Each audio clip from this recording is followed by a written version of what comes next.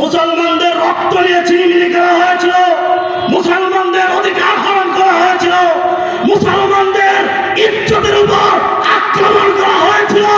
তারপরে তার তাৎপর্যে জবাব দিয়েছিলেন উলামায়ে দেওবন্দ। ঠিক না ঠিক বলো?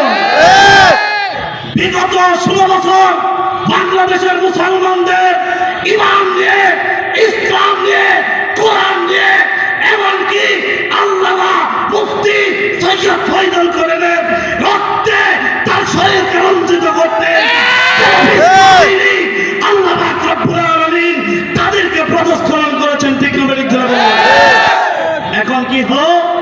এখন আমরা উলামায়ে কেরাম সহ সারা বাংলাদেশের সমস্ত মুসলমান এক এবং ঐক্য হয়েছি। জোরে বলুন আলহামদুলিল্লাহ।